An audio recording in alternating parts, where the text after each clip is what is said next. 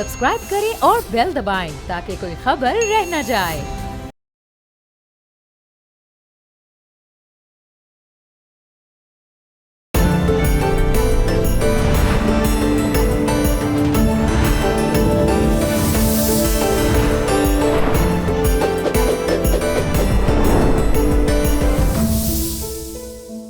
अस्सलाम वालेकुम, मैं हूं ज़ुहैब मंशा। नाजरीन, आज से एक साल कबल यानी मई में भारत ने अपने ही शहरियों को मरवाकर इल्ज़ाम पाकिस्तान पर आयद किया। जब ये इल्ज़ाम जो कि झूठा था, बेबुनियाद था, उसको साबित ना कर सका भारत, तो फिर पाकिस्तान की खुद मुख्तारी पर हमला किया। और आपने देखा कि जब भारत की तरफ से हमला किया गया और उसके बाद जो पाकिस्तान ने जवाब दिया, जो पाकिस्तान ने रद्द-ए-अमल दिया, जिसे मार्का हक कहते हैं, इसमें हमने देखा कि पाकिस्तान की बहादुर अफवाज, पाकिस्तान की गयूर अवाम और पाकिस्तान की हुकूमत ने मिलकर जो हिकमत अमली बनाई, जिस तरीके से जवाब दिया, उसे हम बुनियान मरसूस कहते हैं। उस जवाब में बहुत कुछ वाजे हो गया। उस जवाब के बाद अगर हम देखते हैं तो आज से एक साल कबल यानी मई 2025 से पहले का पाकिस्तान और उसके बाद आज जब मई 2026 में हम खड़े हैं तो आज का जो पाकिस्तान है वो कंप्लीटली डिफरेंट है। उस हमले ने वाजे किया कि भारत ने जिस बेबुनियाद इल्जाम लगाकर पाकिस्तान की खुद मुख्तारी पर हमला किया था, आज एक साल गुजर चुका है, लेकिन भारत किसी भी फोरम पर साबित नहीं कर सका पहलगाम वाक़े को।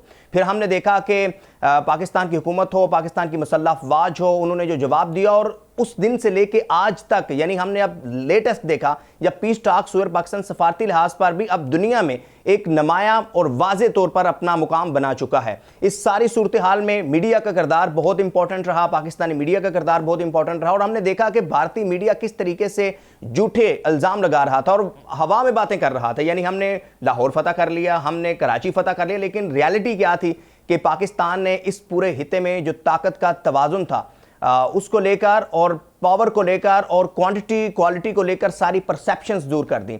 हम बात करेंगे बुनियान मरसूस के हवाले से, मार्का हक के हवाले से, पाकिस्तान को क्या क्या फ़वाइद हासिल हुए बुनियान मरसूस के बाद मार्का हक से, भारत को क्या नुकसान हुआ, क्या नदामत उठाना पड़ी। हमारे साथ मौजूद हैं आज स्पेशल गेस्ट जनाब लेफ्टिनेंट जनरल रज़ा मोहम्मद खान साहब, जो कि रिटायर्ड हैं और इन्होंने बहुत आला पोस्टों पर सर्व किया है। सबसे इंपॉर्टेंट कि ये कोर कमांडर बहावलपुर रहे और याद रहे कि जब भारत की तरफ से हमला किया गया था तो बहावलपुर वो मुकाम था जहां पर पहले जो अटैक्स हुए थे उनमें बहावलपुर भी शामिल था।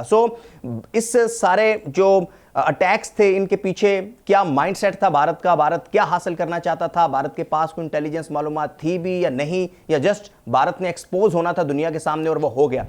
जनरल साहब, thank you very much for your time.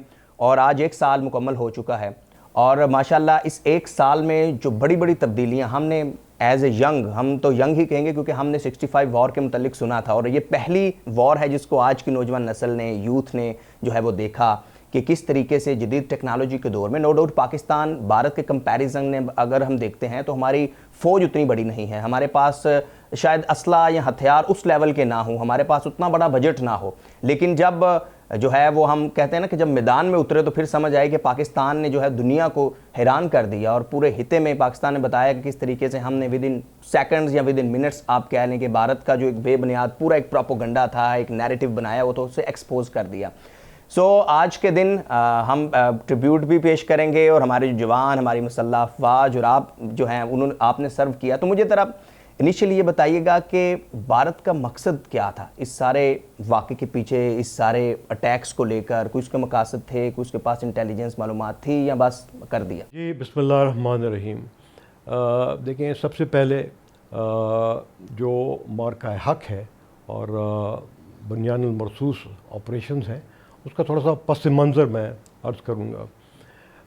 मार्का हक नाम है, एक ऑफिशियल डेजिग्नेशन दी गई है पाकिस्तान और इंडिया के दरमियान जो कॉन्फ्लिक्ट था, जो कि 22 अप्रैल 2025 को शुरू हुआ और 10 मई को वो ख़त्म हो गया था। ये मार्का हक नाम इसलिए दिया गया था कि हम हक पर थे और इंडिया की तरफ से पाकिस्तान के ऊपर हमला हुआ था और पाकिस्तान के अगेंस्ट एग्रेशन हुई थी और उन्होंने हमारे ऊपर बेबुनियाद इल्ज़ामात लगाकर, जिसका आपने भी ज़िक्र किया, उन्होंने पाकिस्तान के ऊपर हमला किया। बुनियान मरसूस का जो नाम है वो जो पाकिस्तान का जवाबी हमला था वो उसका नाम है, जो कि 7 मई की सुबह से लेके और 10 मई तक पाकिस्तान ने पाकिस्तान की मसल्ह अफवाज में, जिसमें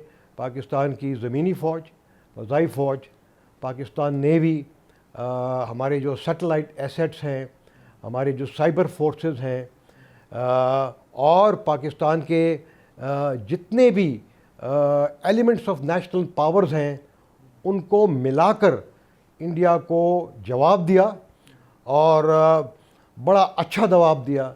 हम सबको वो याद है और पूरी दुनिया को भी वो याद है। तो बुनियादन मरसूस उस स्पेसिफिक पीरियड का नाम है जब हमने अपनी काउंटर ऑफेंसिव या रीपोस्ट लॉन्च कर दिया और इंडिया को हमने शिकस्त फाश दी। ठीक है जी। तो कमिंग बैक, इसी तरह यही हुआ कि अपने आर्म फोर्सेस को मिसयूज़ करते हुए और बग़ैर किसी सबूत के हमले के 2 घंटे के अंदर अंदर उन्होंने फ़ौरन पाकिस्तान के ऊपर इल्ज़ाम लगा दिया। अगर आपको याद हो तो उस वक़्त पाकिस्तान के फ़ॉरेन ऑफिस ने इस हमले की शदीद मज़म्मत की थी और उसमें जो लोग मारे गए थे या जो लोग ज़ख्मी हुए थे उनके लिए उनके साथ कंडोलेंस भी की थी। साथ साथ पाकिस्तान ने ऑफ़र किया था कि एक न्यूट्रल इंटरनेशनल इंक्वायरी का क़याम हो, जिससे पता चले कि भाई ये वाक़या क्यों पेश आया। लेकिन इंडिया ने उसको रिजेक्ट कर दिया, इसलिए कि वो सारे हमले तो उन्होंने ख़ुद किए थे और ये हमला हुआ उन्होंने बालपुर के ऊपर, मुरीदके के ऊपर, कश्मीर में तकरीबन 9 मकामात के ऊपर अपने फ़िज़ाई हमले किए हैं, मिज़ाइल के हमले किए हैं और उससे 40 बेगुनाह लोग, जिसमें बच्चे, ख़वातीन भी शामिल थे, मदरसे, मसाजिद, उनको शहीद किया। कोई 150 के करीब निहत्ते बेज़रर लोगों को उन्होंने ज़ख्मी भी किया। लेकिन दुनिया उसके ऊपर खामोश रही और अगले दिन आपको याद है कि पीएफ ने उसका एक जवाब दिया और उनके एक बहुत ही मोहतात अंदाजे के मुताबिक उनके कम से कम 7 जहाज़ गिरा दिए। यूनाइटेड स्टेट्स ये क्लेम करता है कि उसके ज़्यादा थे। उनके इंटेलिजेंस के मुताबिक हमने उन जहाज़ों का जिक्र किया जिनका हमारे पास सॉलिड प्रूफ थे। अगर आपको याद हो तो DGI-SPR उस ज़माने में प्रेस कॉन्फ्रेंस करते थे डेली बेसिस के ऊपर और नेशनल इंटरनेशनल मीडिया दोनों के सामने करते थे और वहाँ पे एयर मार्शल औरंगज़ेब साहब बैठे करते थे और वो बाकायदा जो उसके इलेक्ट्रॉनिक प्रूफ्स थे, जो इलेक्ट्रॉनिक सिग्नल्स थे कि किस तरह हमारे जहाज़ों ने कहाँ से इनको इंगेज किया और कैसे उनको डाउन किया, उनकी जो कन्वर्सेशन थी पायलट्स की वो भी हमारे पास थी। तो हमने सारी दुनिया को बता दिया कि ये जो है हमने एक बिल्कुल ही एक डिफेंसिव हमारा मनूवर था और हमने हिंदुस्तान के जहाज़ उनके इलाके में गिराए और हमारे जहाज़ भी अपने इलाके में थे। लेकिन उसके बाद ये चीज़ मोदी साहब को हज़म नहीं हुई और उन्होंने इसको एस्केलेट करने की कोशिश की। दूसरे दिन उन्होंने पाकिस्तान के ऊपर कोई ड्रोन से हमले किए। वो सारे ड्रोन जो है, जिसमें बहुत सारे इजरायली ड्रोन भी शामिल थे, उन सब को हमने गिरा दिया या ग्राउंड फायर से उसको गिरा दिया या टेक्निकली इलेक्ट्रॉनिकली उनको जैम करके हमने उनको गिरा दिया। ठीक है। साथ साथ इससे पहले उन्होंने ब्रह्मोस मिज़ाइल भी इस्तेमाल किए थे हमारे ख़िलाफ़ और जो उनके पास Russian S-400 air defence systems थे वो भी उन्होंने इस्तेमाल करने की कोशिश की थी। तो उसके बाद जो है, जो हमारी जवाबी कार्रवाई थी, उन्होंने 9 टारगेट्स लेके हमारे ऊपर ये तमाम हमले किए थे। हमने फिर 26 टारगेट्स इंडिया के सेलेक्ट कर दिए, वो टारगेट्स जहाँ से हमारे ऊपर हमले हुए थे, हवाई हमले, मिज़ाइल के हमले और लॉन्ग रेंज आर्टिलरी के हमले, मेनलैंड इंडिया के अंदर और इंडियन हेल्थ कश्मीर के अंदर और जहाँ जहाँ पे भी इनके जो मिसाइल्स थे या जो एयर डिफेंस सिस्टम्स थे, उन सब को हमने इंगेज किया और शदीद नुकसानात हमने उनको पहुंचाए। साथ ही जो मैं बड़ी बड़ी चीज़ों का रिस्पांस ऑप्शन का मैं जिक्र कर रहा हूँ, हमने जो अपनी ऑफेंसिव साइबर कैपेबिलिटी है उसकी एक झलक उनको दिखाई। ठीक है, और क्या किया कि हमने इनकी जो मिलिट्री इंफ्रास्ट्रक्चर था, मिलिट्री इंफ्रास्ट्रक्चर जिसमें उनके जो फाइनेंशियल इंस्टीट्यूशन थे, मिलिट्री फाइनेंशियल इंस्टीट्यूशन, प्लस उनके जो इलेक्ट्रिसिटी ग्रिड्स थे और दो तीन और चीज़ें थी, हमने उनको अपनी साइबर जो ऑफेंसिव कैपेबिलिटी है उसको हमने नाकारा कर दिया। टेम्परेरीली हमने किया था फॉर अ फ्यू आवर्स। ठीक है, हर चीज़ उनको डार्क हो गई थी। आपको मालूम है कि वहाँ पे बिल्कुल अंधेरा हो गया था, बिजली सारी हमने उनकी रोक दी थी। साथ साथ गुजरात के ऊपर और दिल्ली के ऊपर हमारे ड्रोन्स जो है खुले उनके ऊपर चक्कर लगा रहे थे और उनके पास कोई ज़रिया नहीं था उसको रोकने के लिए, इसलिए कि इनके एयर डिफेंस को हम पूरी तरह सप्रेस कर चुके थे। उनके जो जहाज़ हैं उनकी जुर्रत नहीं होती थी कि पाकिस्तान की तरफ आए। उनकी नेवी जो है वहाँ पे छुप के बैठे हुई थी ईस्टर्न कमांड में, क्योंकि हमारे पास जो पाकिस्तान नेवी है वो कराची और बाकी पोर्ट्स को छोड़ के आगे डीप सी में जा चुकी थी कि अगर आते ही है इंडियन नेवी आती है तो वहीं पे हम उसके साथ वो सलूक करेंगे जो कि हमने उनके एयर फोर्स के साथ किया। ठीक है, तो ये इन ब्रीफ। अच्छा, एक साथ साथ जो इंडियन हेल्थ कश्मीर में आपने देखा होगा कि वहाँ से शदीद किस्म की दहशत गर्दी निकलती थी और वहाँ पे उनके ट्रेनिंग कैंप्स भी थे, उनको भी हमने मुकम्मल तौर पर तबाह किया। और जब वहाँ पे हम कार्रवाई कर रहे थे तो आपने टीवी पे देखा होगा कि वो सफ़ेद झंडे लेके वो खड़े हो गए थे। तो लेकिन हमने उसका एहतराम किया, जहाँ जहाँ सफ़ेद झंडे खड़े हुए हैं हमने फायरिंग रोक दी थी। तो ब्रीफली ये उसका मैंने जिक्र किया। अच्छा जनरल साहब, जब जंग हुई तो इसकी हमारे पास पहले से हमारी कोई कैलकुलेशन थी कि हमें अंदाज़ा था कि भारत ये कुछ कर सकता है? क्योंकि मैंने खुद जब वो साइट्स विजिट की ड्यूरिंग वॉर, जब अटैक किया, तो मुझे खुद इससे पहले अंदाज़ा नहीं था कि यार एक मुरीद के जो कि पाकिस्तान बिल्कुल लाहौर के साथ है, ये बहावलपुर है, तो वहाँ पर कैसे मिसाइल अटैक हो सकता है। तो फिर हमने जैसे रिस्पॉन्ड किया तो हमारे पास पहले से ये कैलकुलेशन थी हमारी आर्म्ड फोर्सेस के पास, हाँ जी अगर ऐसे करेंगे तो हम ऐसे करेंगे। देखिए, हमारी जो आर्म फोर्सेस हैं उनके पास बहुत सारे कंटिजेंसी प्लान बने होते हैं कि इंडिया अगर इस तरह के हमले करते हैं तो उसमें हमारा जवाब क्या होगा। ना सिर्फ कंटिजेंसी प्लान्स होते हैं, उसको बाकायदा वॉर गेम किया जाता है और वॉर गेम्स में हम एक फ़र्ज़ी दुश्मन भी बना लेते हैं। हमेशा से हम हक़ के ऊपर होते रहे। तो हमारी जो रेजिलियंस है, जो हमारे हौसले होते हैं वो बहुत बुलंद होते हैं और वो दुश्मन से जो है कई गुना ज़्यादा बुलंद होते हैं, क्योंकि वो तो जिस तरह मैंने अर्ज़ किया कि वो तो अपनी अफवाज को सियासत चमकाने के लिए इस्तेमाल कर रहे थे।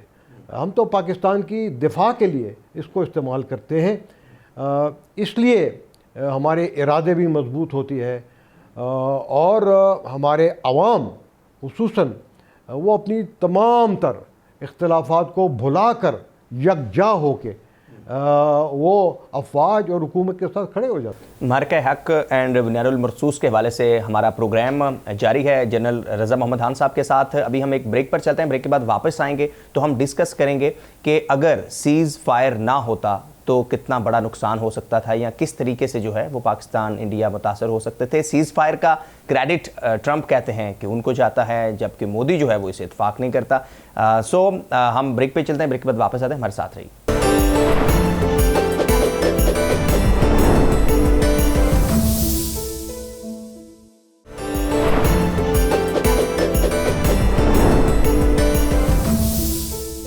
जी वेलकम बैक।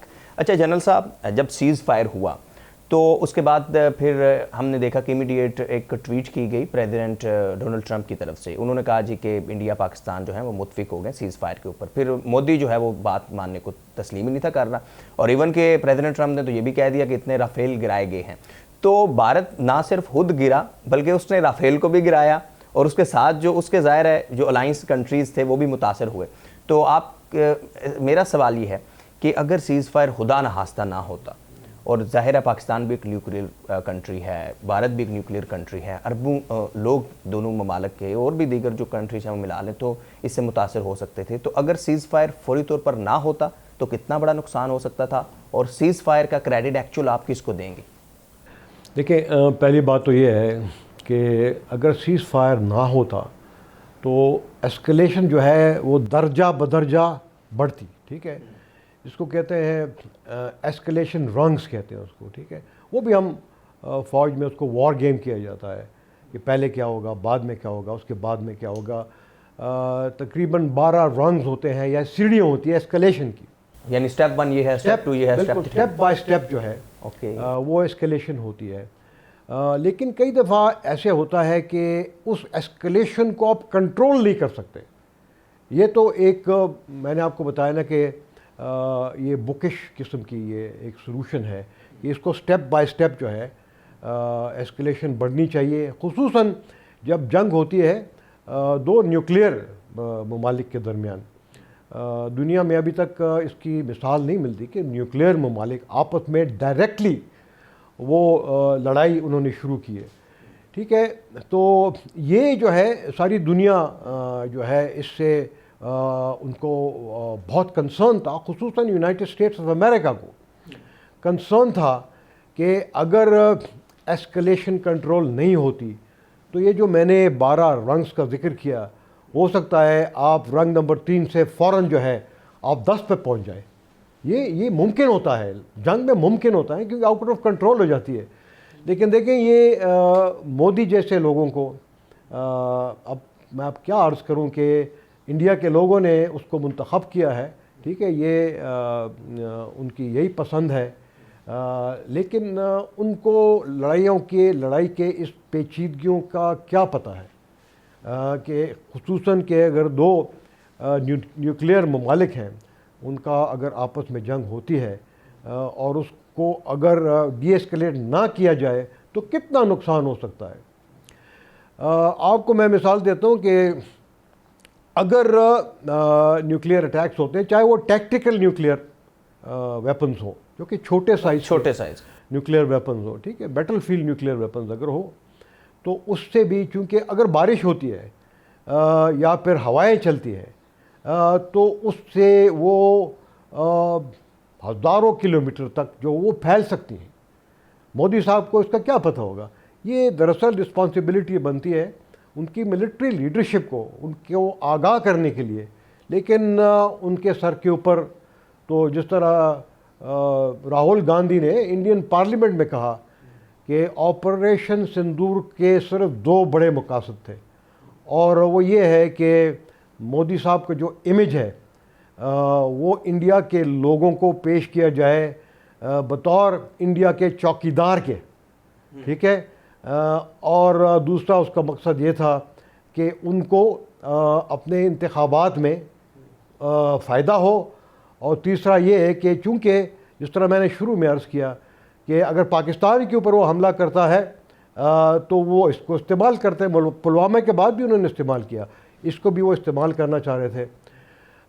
तो अगर ये सीज़ फायर ना होती तो जिस तरह प्राइम मिनिस्टर से डिफेंस मिनिस्टर ने, हमारे चीफ ऑफ डिफेंस फोर्सेस ने कहा है कि इससे लाखों लोग, ना सिर्फ इंडिया और पाकिस्तान के बल्कि जो हमारी नेबरहुड है पूरे खित्ते में तबाही मच सकती थी।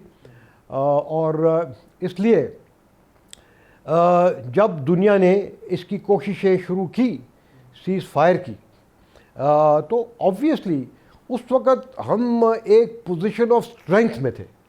हमें पता था हम एक पोजीशन ऑफ स्ट्रेंथ है, अगर एक्सेप्ट करेंगे तो कमज़ोरी की वजह से नहीं, पोजीशन ऑफ स्ट्रेंथ की वजह से। इंडिया जो था वो तो पोजीशन ऑफ वीकनेस में था, यस, ठीक है।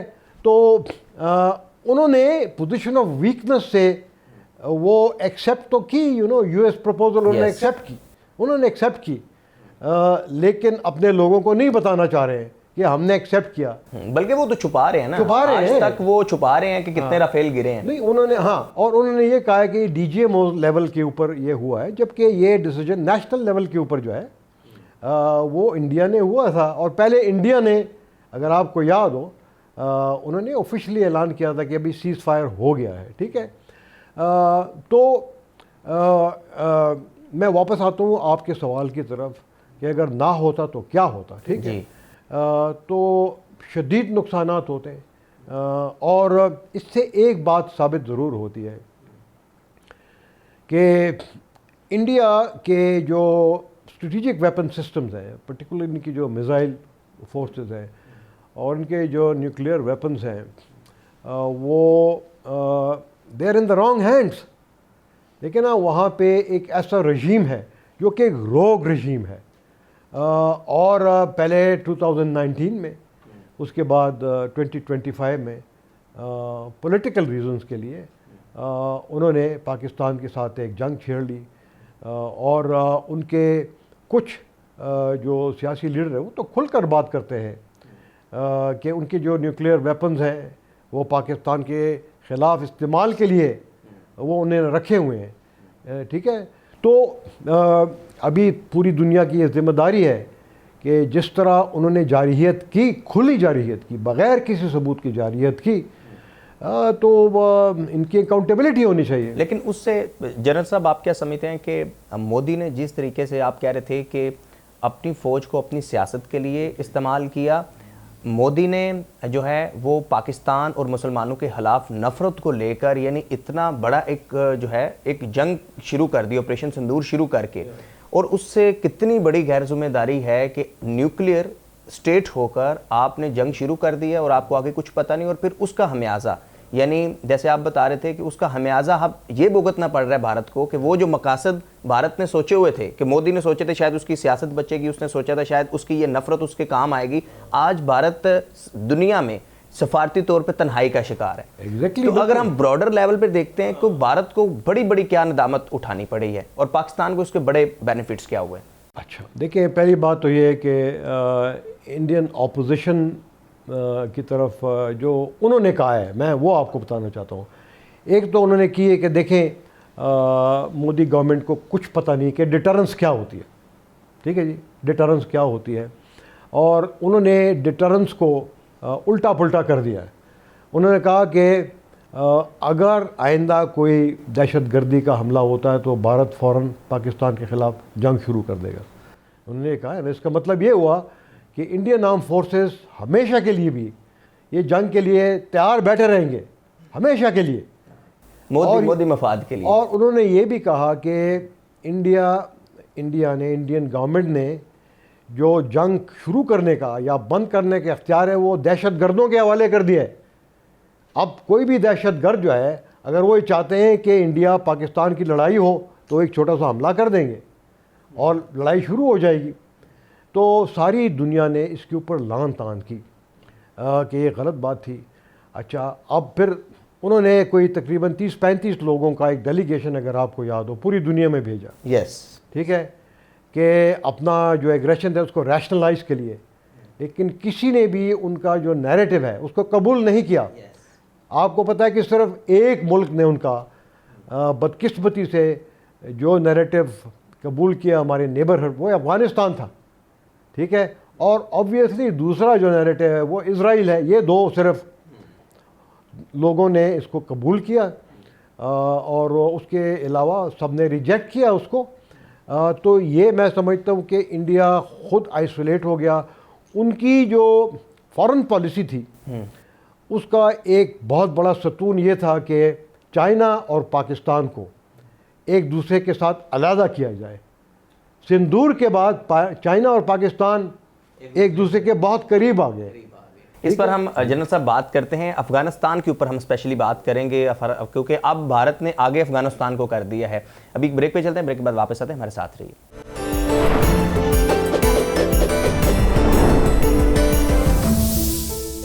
जी वेलकम बैक। अच्छा जनरल साहब, जब पाक भारत वॉर हो रही थी तो एक तो उन्होंने पहले ये जारहियत तो थी ही थी कि उन्होंने पाकिस्तान की खुद मुख्तारी पे हमला किया, साथ साथ इंडस वाटर ट्रीटी जो है उन्होंने इसको एब्रोगेट किया।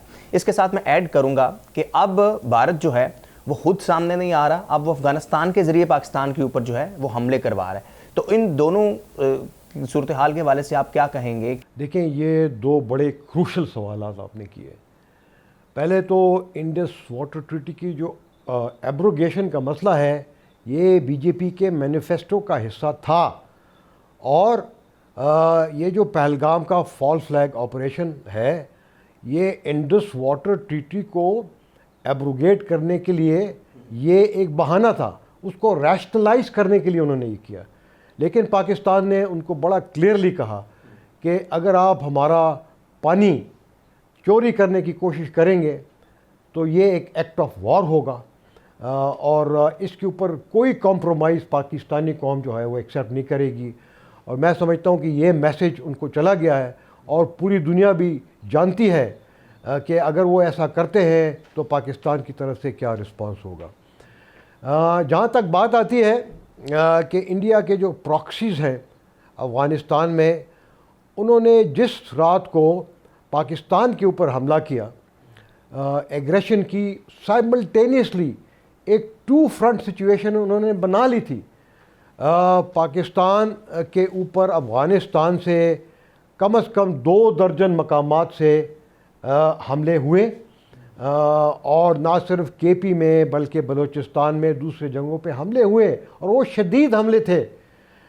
उन हमलों को भी हमने रोका, ना उनको रोका बल्कि वहाँ से जो इस तरह की जारहियत हो रही थी उनको भी हमने मुकम्मल तौर पर उनका सफाई किया, जिससे साबित होता है कि अफ़गानिस्तान में जो इंडियन प्रॉक्सीज़ हैं वो इंडिया और अफ़गान हुकूमत के सपोर्ट से वो पाकिस्तान के ऊपर हमले करते हैं, और मार्का हक के दौरान भी उन्होंने ये कोशिश की जिसको हमने, यानी इस वक्त आप ये समझते हैं कि अफगानिस्तान मुकम्मल जो है या अफगानी हुकूमत जो है वो भारत के हाथों में है और उनके हाथों में इस्तेमाल हो रही है? एब्सोल्युटली। वो जो है ना अफ़गानिस्तान के सरजमीन को अपने टेररिज्म के मकासद के लिए लगातार इस्तेमाल कर रही है, और अफ़गान हुकूमत के हिमायत के साथ कर रही है, जो कि मैं समझता हूँ कि पूरी दुनिया के लिए, पूरी रीजन के लिए जो है ये बहुत तशवीश की बात है। अच्छा जनरल साहब, पाक भारत जंग के दौरान जहाँ भारत एक्सपोज हुआ, जहाँ मोदी एक्सपोज हुआ, वहाँ मोदी का जो गोदी मीडिया वो भी बड़ा एक्सपोज हुआ। एंड हमने देखा कि एक वो कहते हैं ना सफ़ेद झूठ, शायद सफ़ेद झूठ से भी कोई बड़ा लफ्ज़ होता तो हम इस्तेमाल करते हैं। हम देख रहे हैं, हम यहाँ कराची में मौजूद हैं, हम लाहौर में मौजूद हैं, और मोदी मीडिया कह रहा है कि जी हमने लाहौर को फ़तह कर लिया, हमने कराची को फ़तह कर लिया। And at the same time parallel हमने पाकिस्तानी मीडिया एंड पाकिस्तानी अवाम का जो किरदार देखा कि आज भी जब जंग लगी हुई थी तो अमूमन हम जंगों में देखते हैं कि जो कौमें हैं वो ज़रा डर जाती हैं, सहम जाती हैं, और रिसेंट तो हमने देख भी लिया, यानी बड़े बड़े कंट्रीज़ थे जिनकी इकॉनमी बहुत मजबूत सी पाकिस्तान से ज़्यादा, जो दुनिया में इकॉनमी के लिहाज से एक हब समझे जाते थे, लेकिन जब 1 2 4 मिसाइल हमले हुए तो अवाम डर गई, और दीगर तो क्या उनके अपने शहरी ही अपने घरों में जो है वो बैठ गए। पाकिस्तानी गवर्नमेंट कहती रही कि ये सूरत हाल है, लेकिन पाकिस्तानी अवाम जो है उनमें एक जज्बात और फिर ऐसी तस्वीर जो हमने 65 की वॉर में देखी थी कि जब आई थिंक सियालकोट के पास जो है जब पाकिस्तान आर्मी जा रही थी, तो वो जब पाकिस्तान आर्मी तैयार थी बिल्कुल फॉर अटैक, तो अवाम बिल्कुल साथ ओपन एक जगह थी वहाँ पर बैठे हुए थे। तो मोदी मीडिया, गोदी मीडिया के हवाले से आप क्या कहेंगे, उनका जो रोल था और फिर जो पाकिस्तान के मीडिया का रोल था उसके ऊपर आप क्या कहेंगे? देखें, पुलवामा के बाद जब उन्होंने बालाकोट के ऊपर हमला किया तो उनकी मीडिया ने बड़ी बड़ी खबरें दी कि इतने दहशतगर्द ने मारे, इतनों को हमने ज़ख्मी किया। उसके बाद जब हम इंटरनेशनल मीडिया को वहाँ ले गए बालाकोट में, तो वहाँ पे तो उन्होंने कुछ नहीं देखा, ठीक है।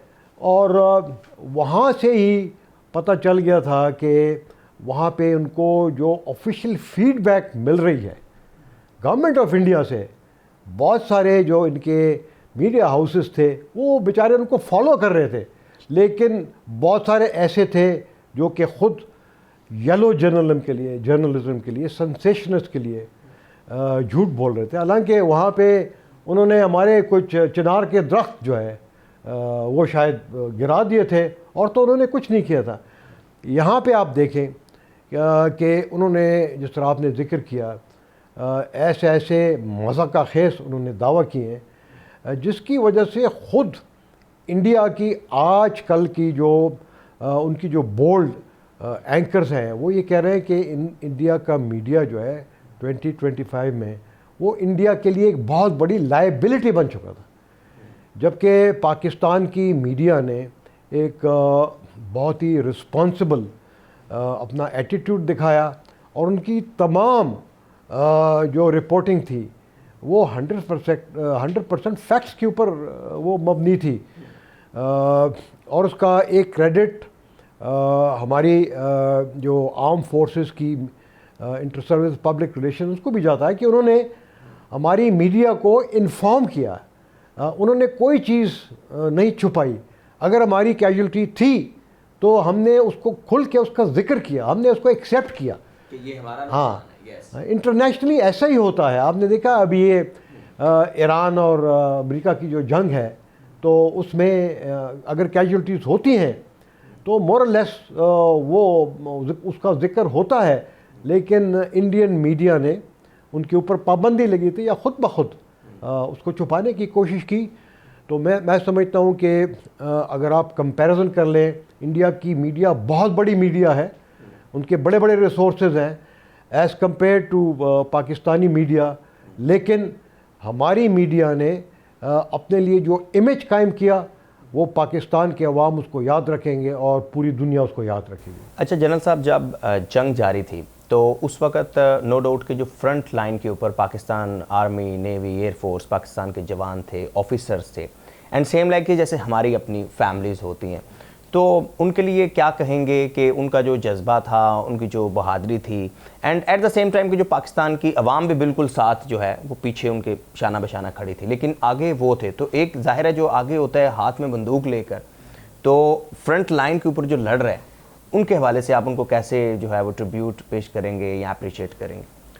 देखिए, सबसे पहले तो पाकिस्तानी अवाम ने, जिस तरह मैंने पहले ज़िक्र किया, अपनी हर किस्म की इख्तलाफात को उन्होंने भुला दिया है, क्योंकि जब बात आती है कौमी सलामती के लिए, ठीक है, या इंटरनल सिक्योरिटी के लिए, तो हमेशा से हमारी कौम जो है वो यकजा हो जाती है।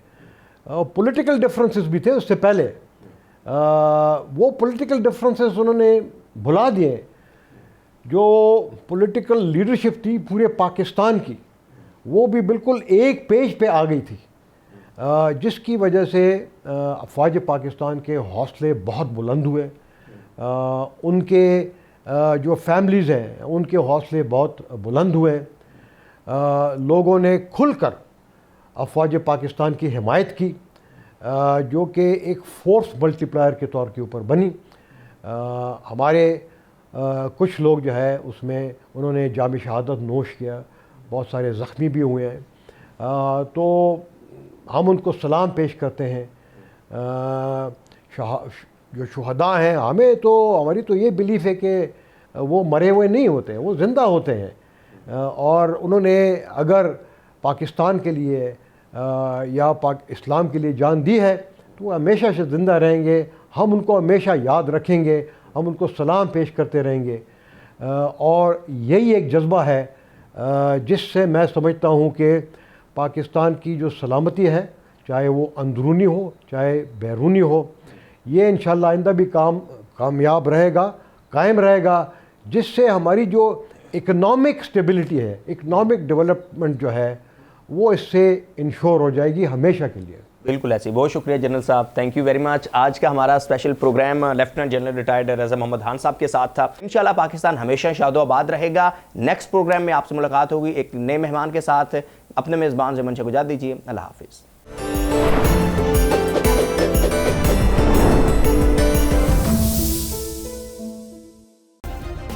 सब्सक्राइब करें और बेल दबाएं ताकि कोई खबर रह न जाए।